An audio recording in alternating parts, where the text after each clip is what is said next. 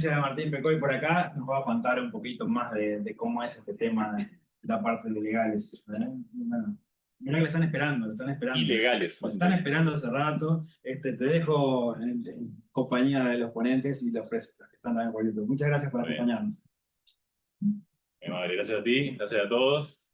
Gracias a UTEC por la invitación. Yo le contaba a Jorge que hace rato que quería tener una aproximación a la UTEC, dar la oportunidad de dar una charla acá, así que es una emoción grande para mí, estoy muy agradecido.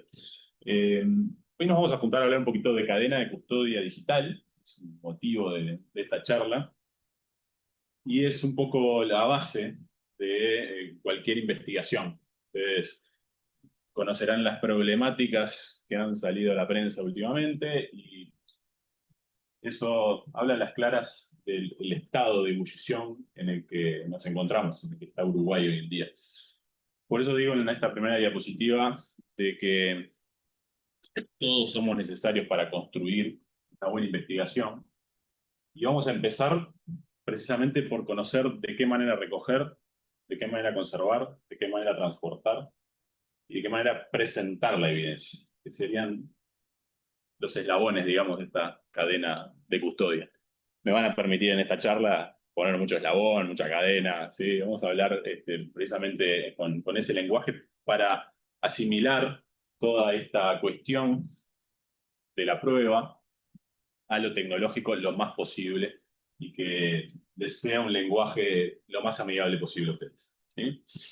El primer punto, entonces, si hablamos de cadenas y de eslabones, es la cadena de agradecimientos, ¿sí? A mí me gustan mucho las frases de Steve Jobs. Hay una muy interesante que habla precisamente de que solo se pueden unir los puntos mirando hacia atrás.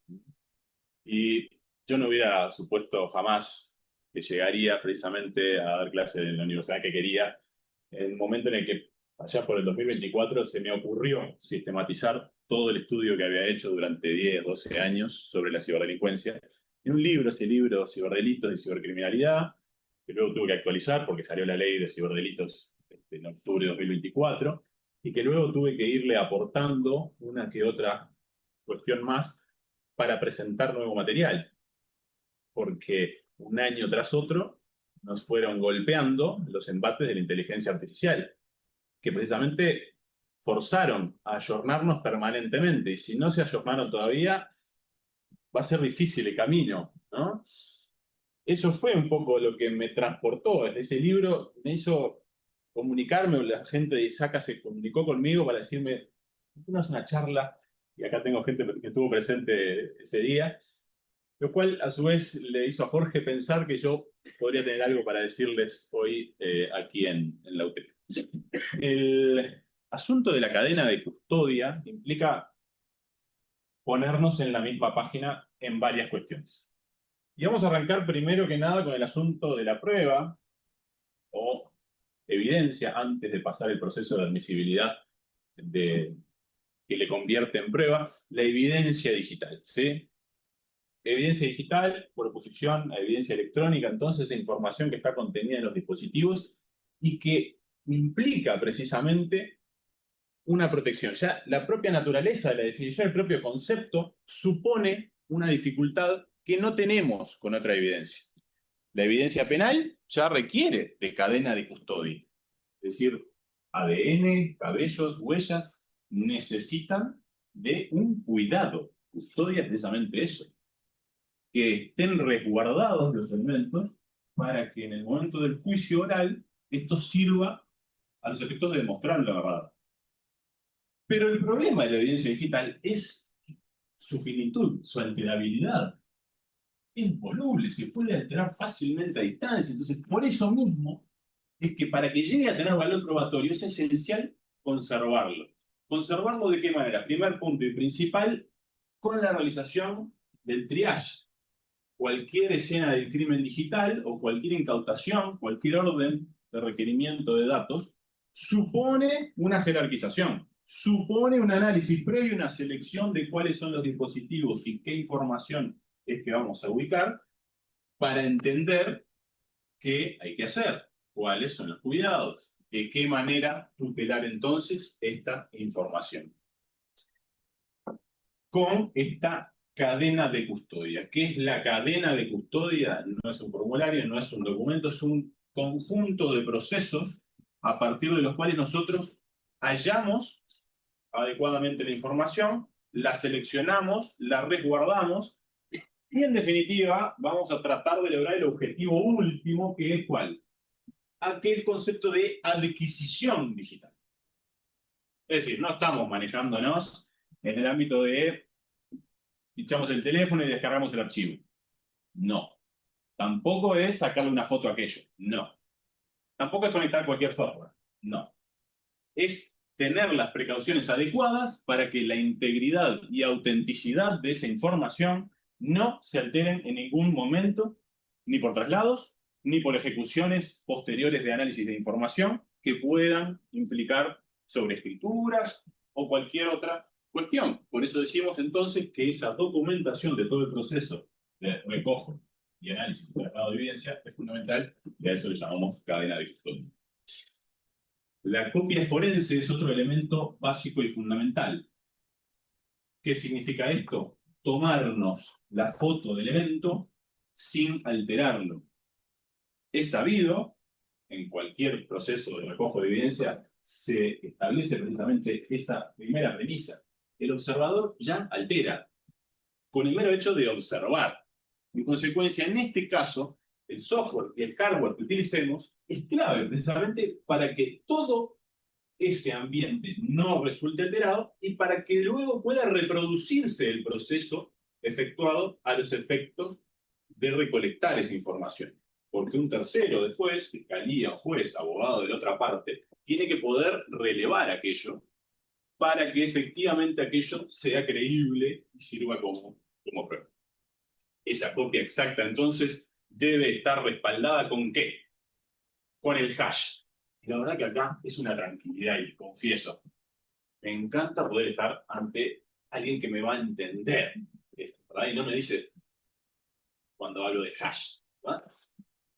Utilizar un software que convierte esa información en unos 40 caracteres, que después, si se toca cualquier bit de esa información, nos va a dar la pauta de que fue modificada, es fundamental. Y de todo esto, tenemos poco hasta ahora en nuestro país. Tenemos un camino muy grande para hacer en esto.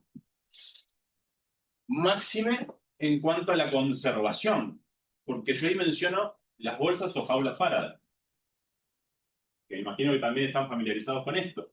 Decíamos al comienzo, esa información son campos magnéticos, por lo tanto a distancia pueden ser fácilmente alterables si no los recubrimos adecuadamente. Entonces, si guardamos una bolsita de nylon, eso a distancia puede ser perturbado, puede ser destruido, incluso a distancia. En consecuencia, disponer eso en un guardado adecuado, si quiere incluso me lo meta dentro de microondas, si protéjamelo de alguna manera, tendría que ser la clave básica fundamental, el primer paso. O sea que, reitero, no está ocurriendo hoy en día en nuestro país, tenemos que empezar a trabajar en ello. Con todo ese proceso completo, entonces, ¿qué lograríamos? Lograríamos una adecuada custodia, entonces, de ese potencial elemento de evidencia digital. Ese PEP, que es precisamente el registro que nos va a servir de evidencia. Y esa evidencia, entonces, supone que, como decíamos al comienzo, con ese triage, nosotros tenemos que enfocarnos a la información. ¿Y de qué manera nos concentramos en la información? Logrando detectar el objetivo. Entonces, si estamos hablando de un correo electrónico, un sitio web, el objetivo primordial es averiguar la IP. Si estamos hablando de imágenes, el objetivo principal son los metadatos. Si estamos hablando de alguna comunicación a través de redes sociales, tenemos esa URL para evitar las alteraciones en los usuarios. En fin, cada una de las tecnologías nos va a dar las propias características de esta investigación en el proceso de obtener una adecuada custodia de esta evidencia. Como segundo punto, es importante hacer una definición de esta charla. ¿Cómo vamos a trabajar? Que lo ves a trabajar. Vamos a tratar de resolver casos. Así como en la práctica ocurre que tenemos que resolver situaciones problemas, vamos a resolver situaciones problemas acá para darle contenido a cada eslabón de la cadena de gestión. Con estas bases. ¿Qué buscamos? Relevancia, confiabilidad, suficiencia de la información. ¿Cuáles son los objetivos o funciones de esta cadena de custodia? Asegurar esa integridad y autenticidad, ¿verdad? Básicamente, para enfocarnos en el juicio. Es decir, que estamos cuidando una evidencia que va a visualizar un tercero, no nosotros. ¿Y cómo lo vamos a hacer? Con ciertas recomendaciones. No hay un libro que diga hoy en día el código del proceso penal que explica cómo custodiar la evidencia digital, porque ni siquiera tenemos en el código del proceso penal una regulación de la evidencia digital, o sea que también se echa en falta. Así entonces, debemos mirar ejemplos externos. Mi recomendación es la ISO 27037. Mi recomendación son las RFC 2227, muy interesante. Algunos protocolos de fiscalías en cuanto a guías de obtención de evidencia digital también son muy interesantes, por eso les recomiendo el protocolo argentino y peruano. Y así también algunos documentos legales como la Ley de Ciberdelitos 20.327. Al final de esta presentación, yo les facilito a todos links a estas informaciones, al documento completo para que puedan verificar. Entonces, ¿cuál es el plan? El plan es darle contenido entonces a cada eslabón. Primer eslabón de la cadena, el recojo de la información. Segundo eslabón, la preservación. Tercero, la documentación. Cuarto, análisis. Quinto, presentación ante los pacientes. ¿Bien? ¿Estamos claros? Este sería el proceso, este es el orden, esto es lo que vamos a trabajar hoy. Si logramos entonces darle contenido a ese primer eslabón, que es conseguir identificar la información y recogerla, tenemos que detectar tres objetivos claros. El primero es entender que estamos hablando entonces de ciertos objetivos, ¿verdad? De evidencia electrónica en la que vamos a ubicar esa evidencia digital. Tenemos que proteger con una imagen forense esta información para brindar allí un poco de integridad y la autenticidad con alguna serie de programas, por ejemplo, Celebrity o FTK. Esas herramientas entonces, ese objetivo y esa finalidad de trabajo. ¿Cuál es el primer caso a resolver? Situación problema. Un empleado recibe un correo de otro empleado, un phishing, en el cual se obtiene, a través de él, acceso ilícito a información reservada, pero el remitente niega haberlo enviado. ¿Cómo hacemos para ubicar la información necesaria? ¿Qué es lo primero que dijimos que teníamos que encontrar? El triage, ¿cierto? Entonces, el triage que nos marca que por lo menos desde el juzgado o desde la empresa viene una instrucción. Esa instrucción supone entonces un consentimiento forzado por orden de la autoridad o consentimiento voluntario que brinda el usuario para que se investigue su dispositivo. Entonces, ese dispositivo se identifica, se elige la herramienta a utilizar, que yo les recomendaba un par, se efectúa la imagen y se fallea. Bien. Consecuencia, necesitamos avanzar hacia el siguiente paso.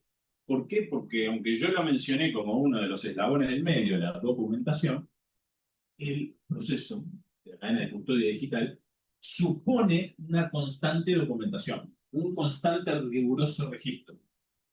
Así que entonces, en esta acta, nosotros vamos a disponer que el recojo se efectuó en un dispositivo específicamente individualizado, que se individualizó ¿qué cosa? La información correspondiente, en este caso, logs del sistema, con una herramienta, que es FTK, y previo consentimiento de los involucrados. Siguiente eslabón. ¿Qué necesitamos para preservar la información adecuadamente? Que esta no sea alterada. ¿De qué manera lo vamos a lograr esto? Fallando. ¿De qué manera lo vamos a lograr físicamente? Almacenando de manera correcta. Por eso, la bolsa Faraday que mencionábamos. Bolsa Faraday que ya hemos comentado, creo que yo ya lo he comentado en otras charlas, no tiene por qué ser el objetivo último, final y la panacea, porque también el aluminio sirve, muchachos. Entonces no alcanza la excusa de que somos tercer mundo. No puedo comprar una bolsa Faraday. Envuélvamelo con papel aluminio, le pasa 5 vueltas, todos los protocolos recomiendan lo mismo. Usted no tiene, me usa aquello. Seguimos entonces con el caso. Continuamos con el caso primero. ¿Qué pasa? Necesitamos analizar un disco duro, porque entra por ese correo, o gracias a ese correo un malware. ¿De qué manera vamos a preservar ese disco? Primero que nada, todos los protocolos recomiendan ¿qué cosa? Me desconecta, por favor, a los efectos de que no haya interferencias externas. Ni corte, ni salto de información, ni borrado en el momento en el que saben que le están haciendo la pericia. Segundo punto, protejamos para que no hayan injerencias físicas. Tercero, rotulado, para identificar adecuadamente desde el punto de vista físico, el hasheo y el embalaje.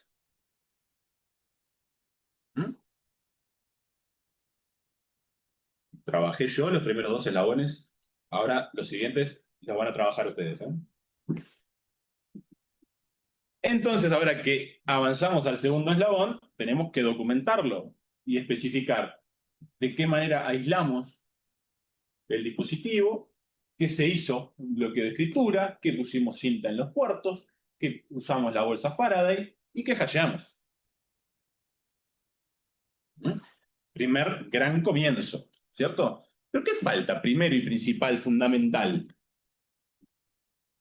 Algo que si yo los pongo frente a fiscalía o a un juzgado, algunos de los colegas míos son muy malos, los abogados, les va a hacer preguntas un poco sensibles, ¿no? Porque, por ejemplo, yo me dirigiría a ti y diría, ¿y sabe quién manejó esta evidencia? ¿Tiene constancia de cómo llegó a sus manos? No. ¿Y cómo no sabe quién se la alcanzó? ¿Usted lo registró? ¿Está documentado? ¿Y quién fue que recogió la evidencia y cuándo? ¿Usted sabe esta información de dónde llegó? No. Entonces ahí vieron qué pasó. Se rompió la cadena de custodia. ¿Eso significa que la información ya no sirve como prueba? No. Quiere decir que empieza a tener menos credibilidad. Que es lo principal y primero que va a tratar de romper el abogado en una expresión. ¿Cómo hacemos la documentación? Anotamos todos y cada uno de los detalles involucrados en la actuación. ¿Cómo? ¿De qué? ¿Dónde? ¿Quién? ¿Cuándo se obtuvo la información?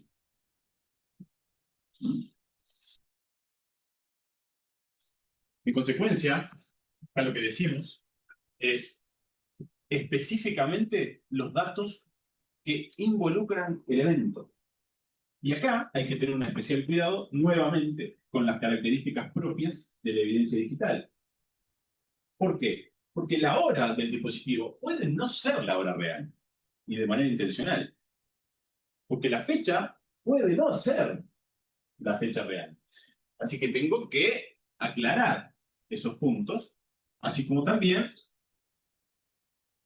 hacer el adecuado lacrado, registro e identificación, para que con nombre y apellido se sepa en qué momento cambia de manos la evidencia, en qué momento se aloja para depósito, en qué momento se entrega para análisis. ¿Quién la devuelve? ¿Cuándo la devuelve?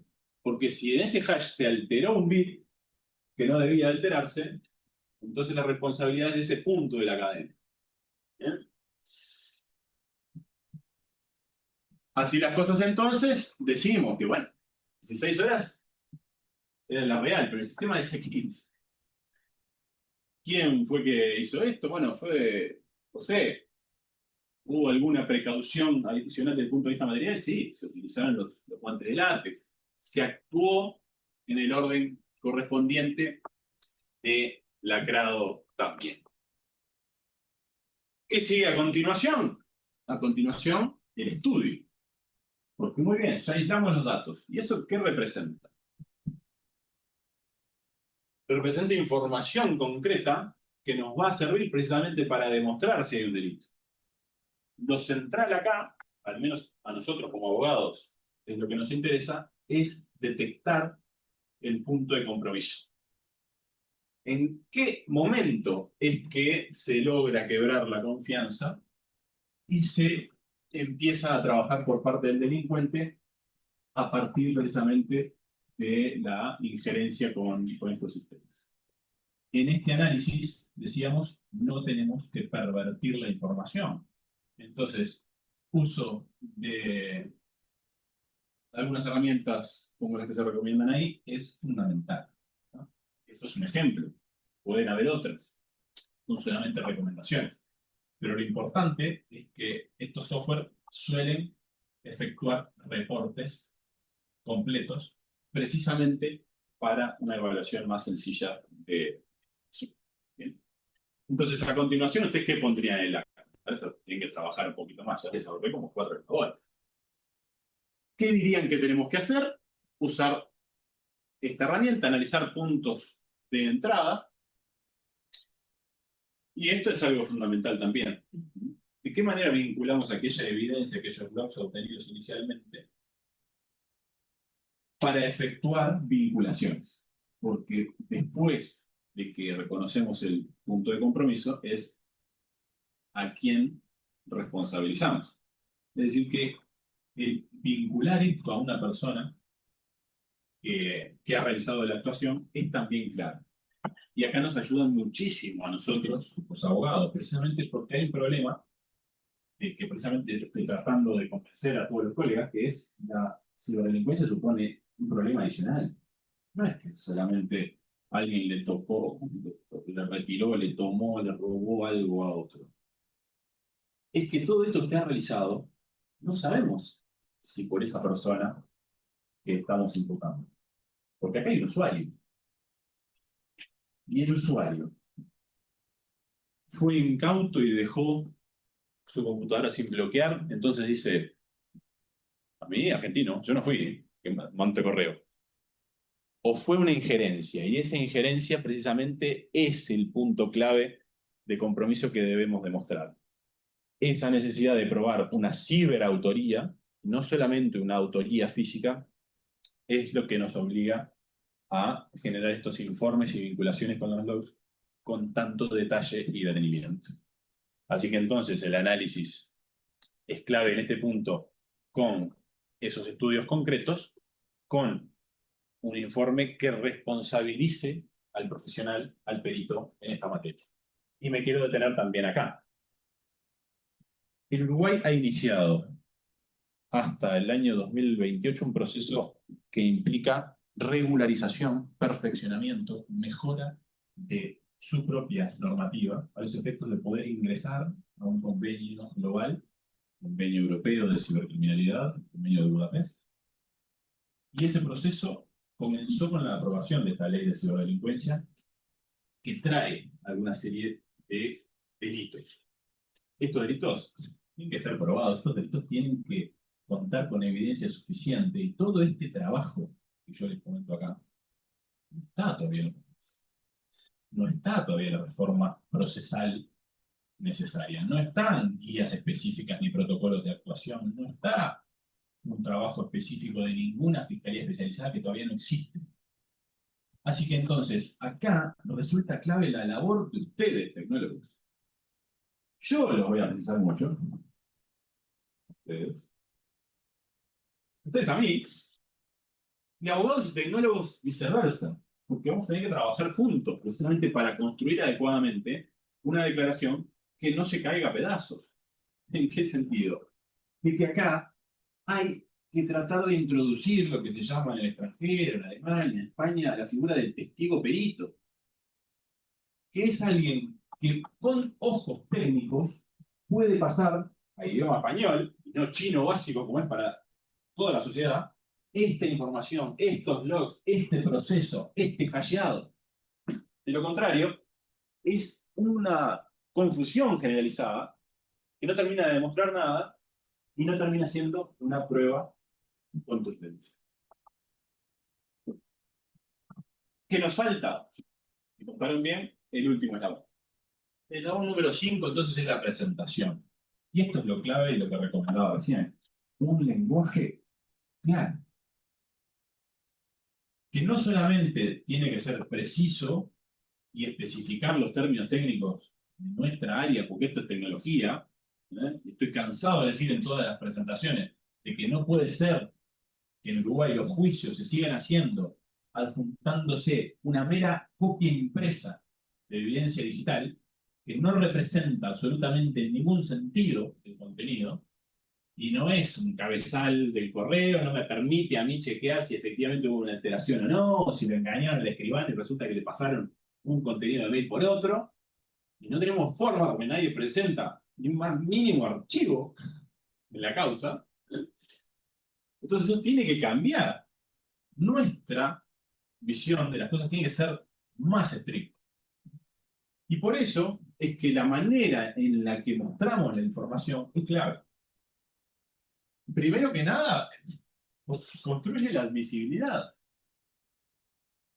Ya está, teníamos una integridad, esta información fue correcta, con procedimientos adecuados, pero si no sabemos traducirla a un idioma inteligible, no representa nada. Lo mismo ocurre con el contenido total de esa evidencia y la vinculación con los hechos. Es decir, es fundamental, y les reitero, van a ser ustedes fundamentales tecnólogos en el futuro inmediato, para lograr un adecuado interrogatorio, para lograr que los juicios efectivamente tengan, por fin, evidencia digital en serio. Esta actividad la podemos realizar con alguna serie de software y hardware que también recomiendo ahí en las diapositivas. Pueden usar Boom, en fin. Lo importante es tener modos de respaldar y contrastar la información.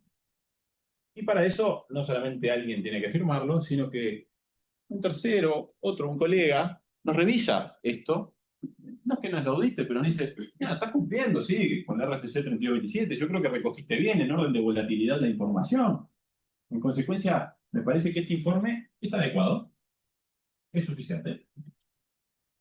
Resguardar nuestra propia actividad. A muchos les sonará muy similar a lo que tenemos hoy en día con el lavado de activos, ¿no? Parece un know your client, ¿no? Eso parece un conocimiento cliente, formulario, formulario, formulario, pero es que no hay otra forma de probar nuestra diligencia. Y si esto es tan complicado de recoger y analizar, imagínense lo que va a ser en el momento de contrastar la admisibilidad. Es un momento mucho más fuerte todavía, porque puede caerse inmediatamente esa evidencia. En consecuencia, es importante una adecuada reproducción de los métodos utilizados para recoger y analizar la información. Y en ese sentido, las restricciones de acceso posterior también son relevantes. Yo recomiendo allí la criptografía, el método que ustedes, ¿no? Y entonces terminamos el contenido del acta de cadena de custodia digital. Aquel empleado que había recibido el correo phishing, que con el malware pervirtió el disco y que en definitiva se logró detener aquel ataque de fuerza bruta a partir de esa intervención adecuada del sistema, fue una historia positiva con un final feliz gracias a que precisamente se ha trabajado de manera adecuada.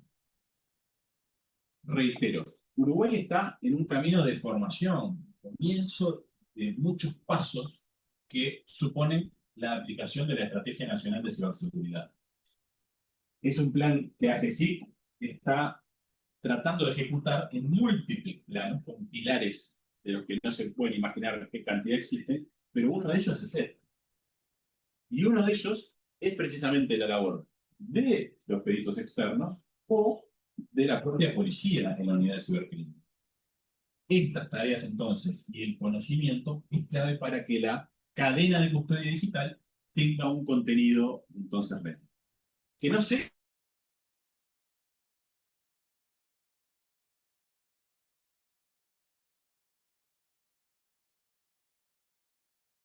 el checklist, sí, el policía saca la lista que dice recojo evidencia fue tal día, José, Josecito Pérez firma.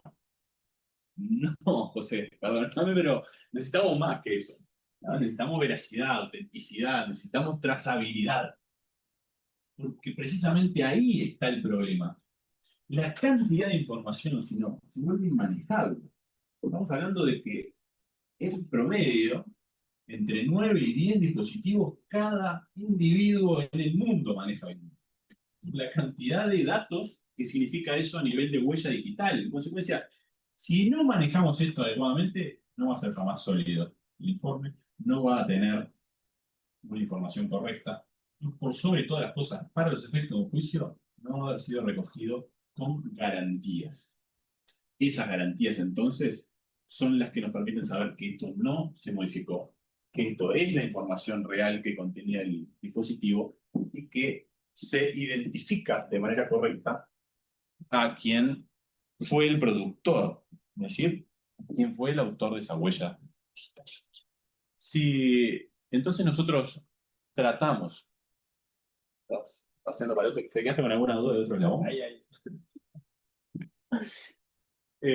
Si entonces nosotros tratamos de reconocer esta problemática, vamos a tener que ir a la manualística. Por eso yo les traigo más material.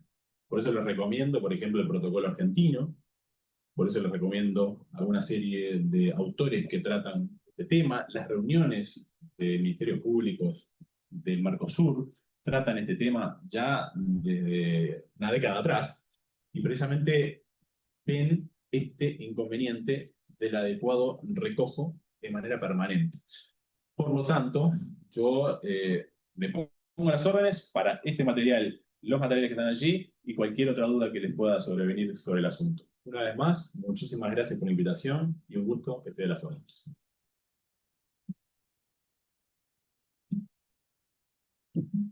Bueno, muchas gracias, Martín. Yo les dije que había trabajo. Ustedes pensaron que bueno, no, hay trabajo, hay montones de opciones de trabajo.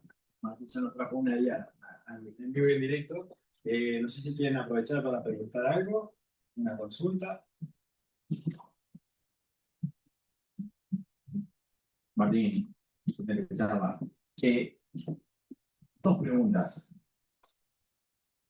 La primera, no sé si es pregunta u opinión. Opinión. En base a lo que comentás del estado de situación de manejo de la cadena de custodia de evidencia digital hoy en Uruguay, podríamos decir que la mayoría de la prueba digital que se maneja hoy en día es fácilmente invalidable. Sí, es así, ¿no? Suscribo tu opinión. Perfecto. Y después la otra es, ¿qué pasa? No sé si viste la charla mía antes, pero ¿qué pasa cuando la evidencia que se presenta es un deepfake o es una evidencia falsa? Yo creo que estamos en una época crítica, ¿no? Se solía decir, me acuerdo del siglo XX, de manera un poco optimista, de que ver para creer, ¿no? Y yo la verdad que no creo nada, no creo absolutamente nada. Y este inconveniente del deepfake que tú mencionas es a su vez un problema en crecimiento, porque vemos como muchas de las tecnologías o algoritmos utilizados para un reconocimiento adecuado de esos deepfakes luego son superados. Y esto forma parte de la propia naturaleza de la tecnología de la que estamos hablando, ¿no? Este aprendizaje permanente va a llevar a eso. Yo pienso que lo que está pasando en materia tanto de la evidencia digital como de la cibercriminalidad es que esta herramienta, la inteligencia artificial, nos está obligando a ponernos en un nivel por encima respecto de nuestra capacidad crítica como seres humanos, como profesionales, en el sentido de que no estamos visualizando adecuadamente la manera de resolver esta cuestión todavía. Yo te diría que la adecuada custodia hoy en día de esta información es lo único que nos estaría salvando. Porque, ¿cómo puedo demostrar yo que eso no es falso? Un video que me trae la fiscalía en el cual mi cliente está acuchillando a algún que otro transeúnte en la calle. Me dicen, es el video que filmó el Ministerio del Interior. Bueno, sí, yo lo supongo, asumo ello como válido, siempre y cuando logramos acreditar que esa información cumple con todo esto. Pero de nuevo, es una petición de principios, es un docente, es un investigador, tratando de trasladar la mejor práctica, aunque no sea esa la que utilice el foro en general. Por eso mismo que estoy diciendo, necesitamos mejorar, es una invitación a mejorar, ¿no? Y respondiendo a tu primera pregunta, te diría que sí. Eh, y es un problema que no tiene solamente 1 o 2 años como la explosión de la IA. Tiene ya una década y media, hace más o menos 15 años que doy clase de delitos informáticos. Y en todas y cada una de esas presentaciones, había un escribano alarmándose cuando yo planteaba lo mismo que planteé recién respecto del correo electrónico. Y preguntándome, ¿qué es el cabezal del correo? Escribano, por favor, usted no me diga que no conoce la evidencia digital. Y no me puede decir otro abogado que está mal este planteo de analizar el origen de esa información. ¿A qué voy con esto? Lo suscribo, y hoy en día lo suscribo con mayor preocupación, pero con la tranquilidad de que nuestro país está trabajando con pasos firmes. Conozco el trabajo de APSIC, me consta el trabajo de la Unidad de Cibercrimen, y es un avance lento, lo reconozco, con poco personal, lo reconozco, con poca infraestructura, lo reconozco, ¿eh? Pero con una red de conocimiento que está respaldada en un intercambio previo de muchos años atrás y de experiencia que siempre viene enriquecida de otros países, ¿no? Uruguay trabaja hace muchísimos años con Interpol. Interpol capacita, capacita y capacita permanentemente, aunque en lo local no haya ese tipo de instrucción. Así que te diría que con preocupación, pero con esperanza. Y la otra pregunta es, la cadena de custodia, el proceso de cadena de custodia, si al momento de hacer la recolección el deepfake ya estaba ahí, la cadena de custodia no tiene un paso para autenticar el origen del artefacto que se recolectó. ¿Cómo se maneja eso? Bueno, sí, eso puede ser parte precisamente del análisis. Entonces, en el momento en el que hacemos el recojo, si yo con alguna herramienta concreta puedo lograr identificar el usuario que envió ese correo, entonces tengo una piedra de la cual tirar, ¿no? Perdón, ese correo, ese archivo, ¿no? Entonces, a partir de metadatos, puedo empezar a reconstruir esa verdad. Es decir, que la cadena de custodia puede precisamente servir para eso, para que uno de esos hilitos de los cuales empiezo a tirar para encontrar la verdad material no me quede anulado. Entonces, ese es el gran problema. Que muchos de estos hallazgos, que se suelen decir hallazgos casuales, situaciones en las que la fiscalía pidió investigar una cosa y resulta que encuentra otra, no era este delito al que me estamos enfocando, sino un cohecho, que aparece probado ahí.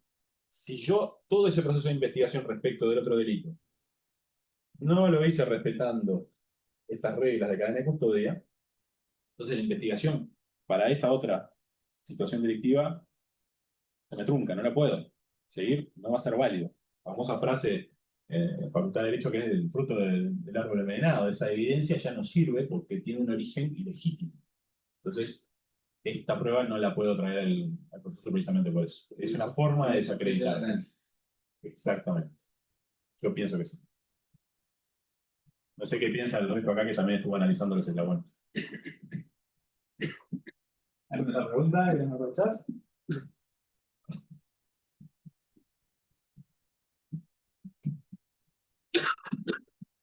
Una pregunta con respecto a la definición, digamos, de testigo que hay, ¿no? Ah, bien.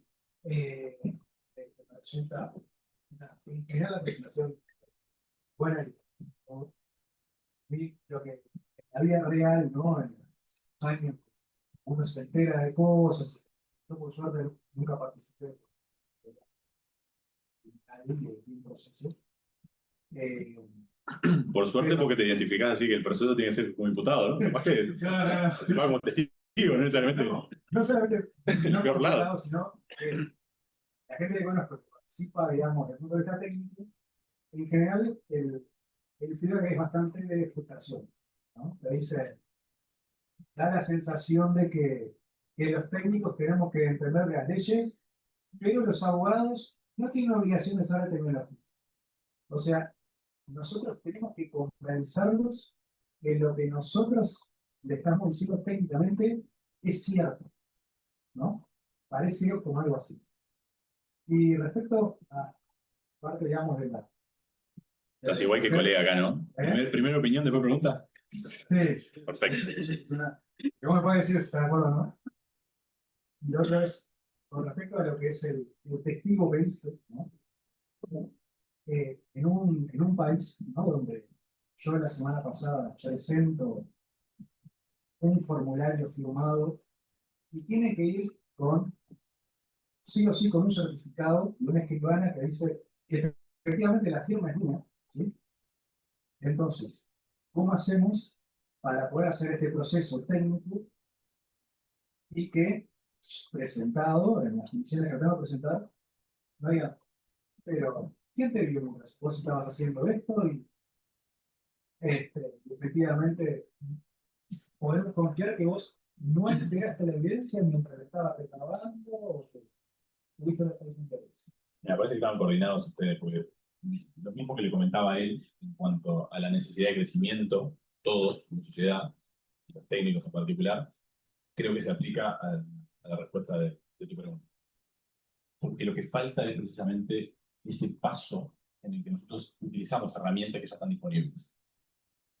Lo que comentás de que tiene que haber un certificadito notarial, la verdad es que a mí me duele mucho. Y me duele mucho que ese certificadito digital tenga que ser un papel. Y que se olviden permanentemente que una ley que se aprobó hace años, que es la ley 18.600, habla de que el documento electrónico tiene idéntica validez y eficacia que el físico, tradicional. Entonces, usted me trae un documento firmado digitalmente y es equivalente a que el escribano hubiera certificado. En consecuencia, esto que comentás implica que nosotros como sociedad empecemos a decir, bien, podemos hacer expedientes digitales, vamos a hacer todo digital.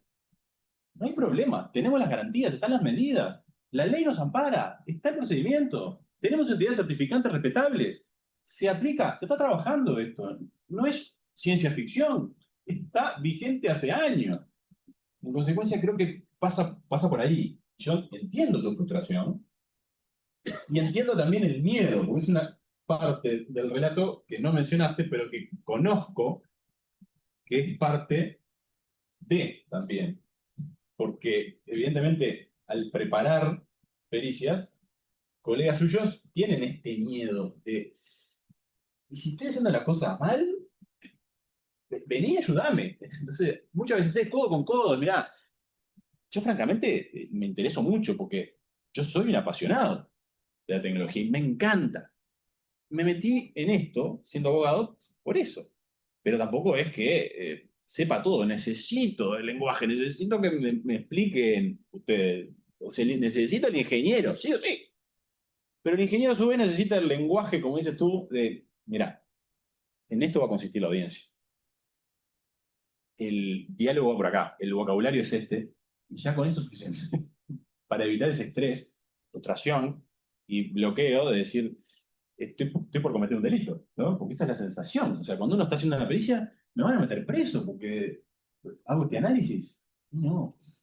Si seguimos estos caminos, no, pero eso lo tiene que explicar. Entonces, tiene que estar esa transparencia de parte del abogado también. Y respecto de lo primero, también voy a suscribir tu opinión. Es una situación bastante crítica tenemos muchísimo para mejorar. Tenemos todo el personal disponible para mejorar. Solo una falta de voluntad y un poco de valentía.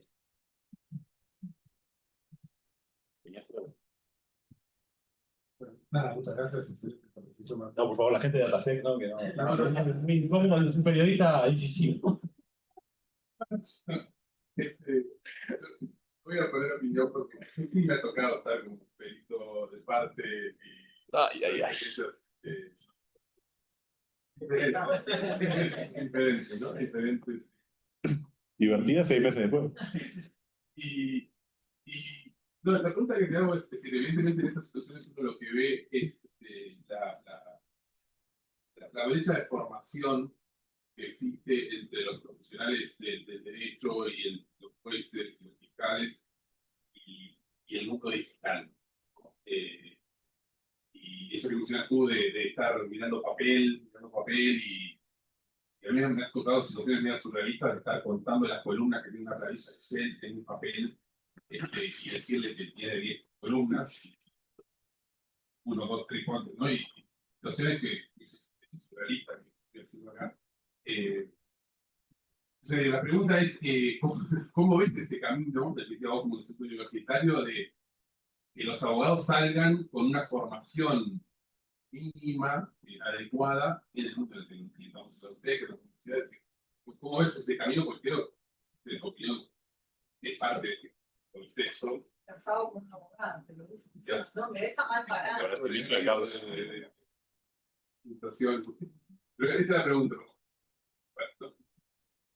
Yo lo veo durísimo, esforzado. Es una labor sin descanso que yo está tratando de hacer de concientización. Me consta que varios colegas también, pero el Instituto de Derecho Informático tiene el lugar que tiene y la sociedad le da el lugar que le da al informático. Usted, perdónenme, pero me meto en la misma bolsa que ustedes. Somos bichos raros. Todavía somos bichos raros. Pero claro, estamos todo el tiempo con esto, ¿no? Y todos nos damos cuenta de las potencialidades. Todos disfrutamos de lo último, ¿no? Y vamos y buscamos la última aplicación. Pero el cuidado es mínimo, la precaución y la rigurosidad yo veo que cada vez menor. Y la preocupación de los actores sociales es menor a su vez. Entonces, yo también comparto contigo esa preocupación y te diría que el proceso va a ser engorrosísimo, porque, al menos desde mi punto de vista, yo llevo a unos 15 años. Y tratar de traducir esto para un parlamentario, para mí, fue dificilísimo. O sea, no les voy a decir con quién estoy hablando el día antes del plenario. El día antes no, fue en la mañana. Era a las 8 de la mañana conversación y a las 9 tenía el plenario. Votándose en senadores el proyecto de ley de ciberdelitos. Me dice uno de los parlamentarios, nada, por favor, hablar con fulano, porque necesitamos su voto, no está entendiendo en qué consiste el acoso digital. Es el acoso telemático y decirle que esto es algo que existe en el mundo y que las 5 oleadas de legislación en materia de ciberdelincuencia, que en Argentina está, que se corrigió, que se le puso al precepto un requisito de daño. Por favor, hablale. Y así estuve convenciéndolo yo un par de horas, perdón, una media hora, 45 minutos, de charla para hacer entender a un parlamentario casi sexagenario un delito tan simple como es el acoso telemático que existe en el mundo desde el año 1986. No sé si fue resumen suficiente de la complejidad que le veo de alguien más.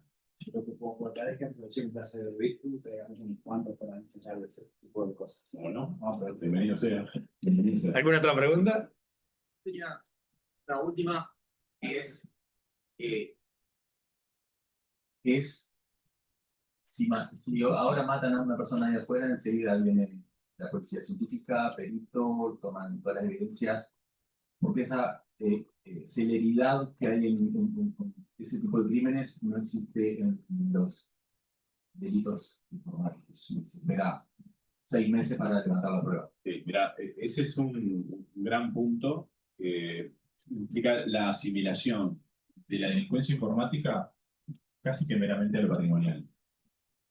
De hecho, el enfoque que tiene esta ley 20.327 es patrimonial.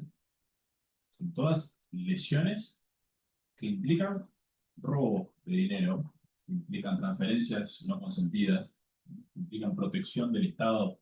¿Por qué? Porque hay un interés económico en cierta información sensible, porque no quiere que se utilice la suplantación de identidad para robarle a otro. Y la educación que plantea como medida complementaria a esa ley es en relación a la utilización de los medios electrónicos de pago. Entonces, esa asimilación es perjudicial, precisamente porque todo lo económico presenta una realidad, no me van a dejar mentir los abogados penalistas que vean esto, porque no tiene un buen porcentaje de resolución. Estamos hablando de un porcentaje del orden del 18% de estafa, fraudes, hurtos que se resuelven de los denunciados. Los delitos violentos, como los que mencionabas, un homicidio, una violación, se resuelven en un 99% en Uruguay.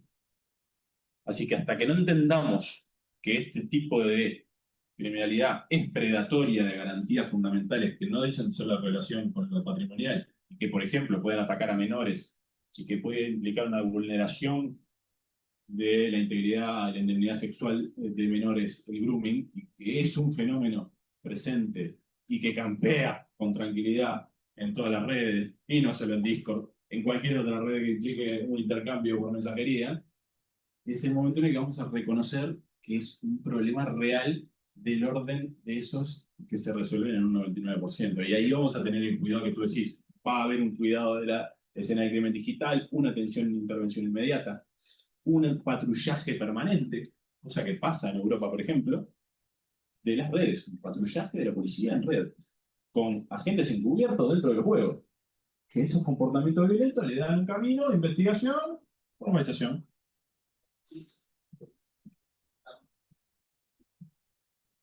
Me refiero a todo lo que estamos actuando en el sistema. Me refiero a la policía, me refiero a los jueces, me refiero a los fiscales, me refiero a los abogados privados que denuncian, porque somos los que le vamos a dar esa básica capacitación o información al ciudadano, que va a terminar de entender que fue víctima del delito, que va a terminar de razonar de qué manera adecuadamente precaver la información, o cuándo llevar el dispositivo de manera inmediata. Mira, yo no toco nada, no voy a pagarlo. Lo llevo así, pero por favor analizámelo.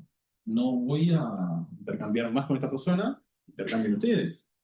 Y que esa contención, a su vez, se pase a otros planos, porque en otras policías de otros países ingresás con la denuncia por violencia digital y lo que tenés es a un policía que te dice de dónde sacar la evidencia, pero a su vez en la puertita de al lado vas a tener un psicólogo con el cual vas a hablar y vas a tratar de que tu cabeza no se vaya a otra parte de la realidad, porque esta criminalidad también es muy invasiva. Puede no, de hecho representa trastornos psicológicos mucho más graves que cualquier otra agresión presencial, física. En consecuencia, todo ese ecosistema es el que tiene que estar preocupado del asunto. No te preocupes, de la factura aparte. La cuenta. Sí, estoy de acuerdo. Muchas gracias.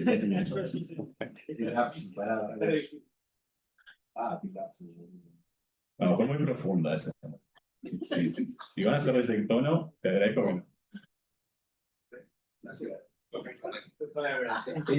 Sumado a todo esto que estás comentando, Martín, el tema de las garantías y demás, ¿cómo puede sentirse el que denuncia respecto a, bueno, comentábamos hoy también que de los incidentes de ciberseguridad, por ejemplo, hay un gran porcentaje que no está denunciado como tal.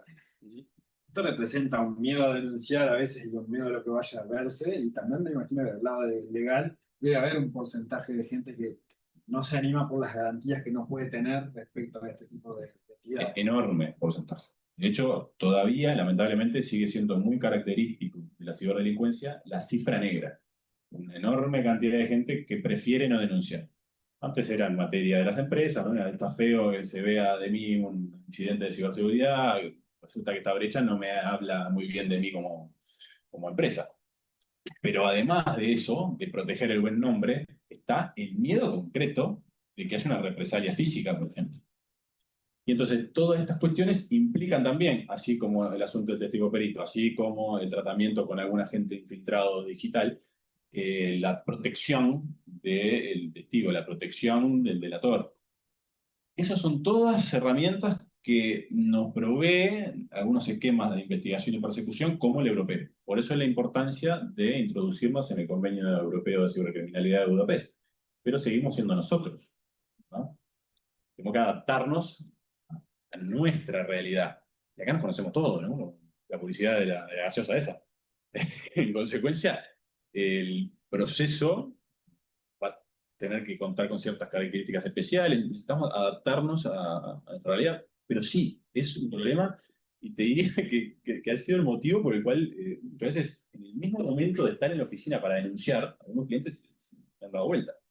Y no, la verdad que mirás sí y deciden irse. Y en el nos conocemos todos, el enemigo puede estar sentado al lado nuestro. Era otra de los temas que charlaban en la charla de hoy. Exactamente. El tema de lo que tú mencionabas en cuanto a las cifras es aún más alarmante cuando hablamos precisamente en términos de ciberincidentes. Yo ayer hacía una publicación, precisamente de extracto de la charla en ISACA, en el que yo decía, es importante tener estadísticas en materia de ciberdelincuencia, y decía, el Ministerio del Interior no lo releva, no está en el Observatorio de Criminalidad, no lo releva Fiscalía, no se sabe qué cantidad de ciberdelitos se cometen, porque no existía como categoría, ahora se creó con la ley 20.327. Pero precisamente el problema es ese, que los números que tenían, vamos hasta ahora que eran AGESIC. ¿Y AGESIC qué releva? Incidentes que dicen relación con los entes públicos estatales. O sea, los privados. ¿Quién les iba a preguntar? Había una encuesta de victimización a un tiempo.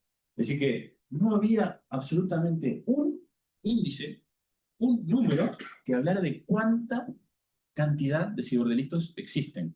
Y sabemos que existen por montones. La cantidad de personas que se acercan para ver si denuncian son muchísimas.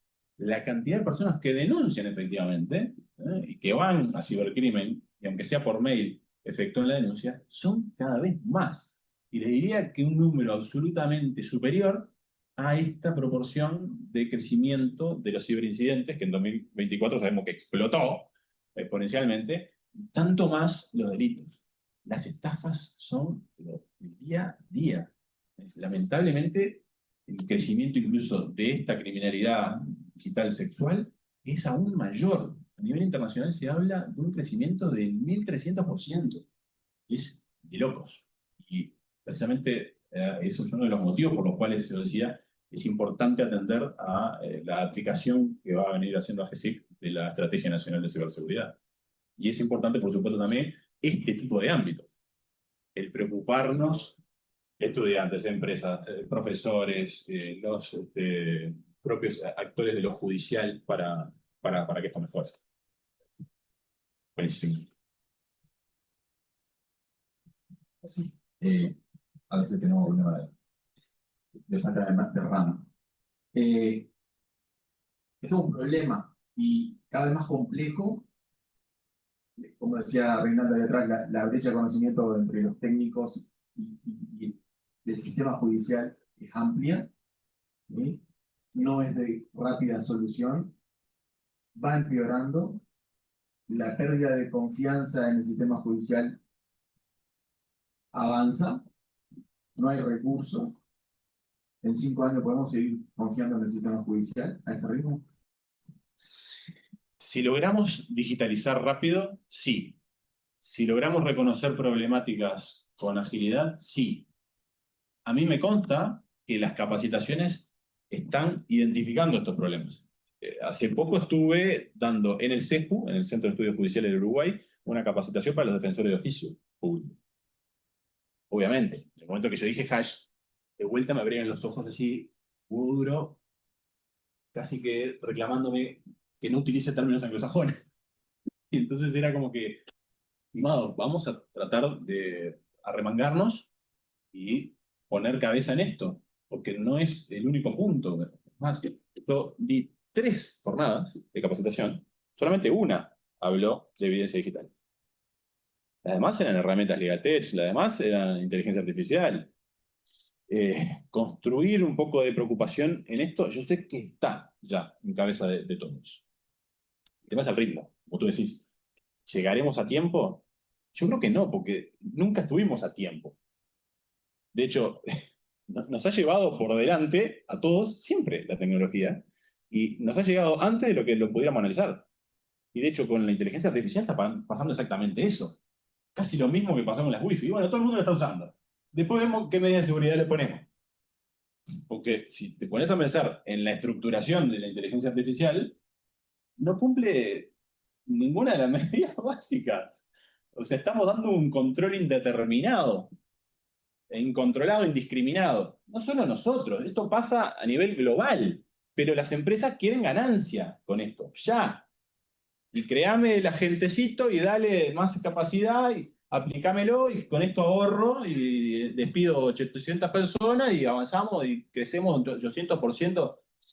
Y bueno, pero sabes que todavía no está como para mejorar tanto y la gente no te va a andar tan bien y tus cuestiones de ciberseguridad van a ser un problema a futuro y la base de datos no las podés exponer así. Y eso te va a recortar después las ganancias porque vas a tener que pagar alguna indemnización. El avance está viniendo a los tumbos en todo el mundo. Entonces, nos va a desafiar a nosotros, sí, somos una sociedad que va suave, ¿no? Hasta la pandemia no llegó tarde. Pero yo creo que vamos bien. Falta ritmo. Al menos esa es mi consecuencia. Yo creo que confío en que el sistema judicial cambie, se renueve, sea una cosa distinta de lo que soy.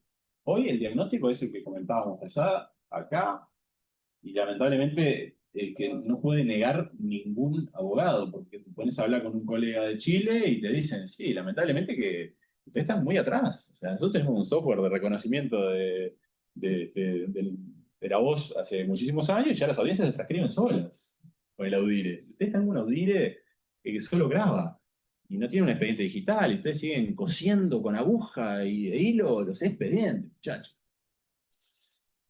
Pese a que lo reconocen, todavía en nuestro Estado no hay indicios de un cambio concreto. Pero las herramientas están, tomar las decisiones, hablamos recién. Las normas están, los mecanismos los tenemos, entonces es tomar la decisión. Quizás nos falta valentía, probablemente.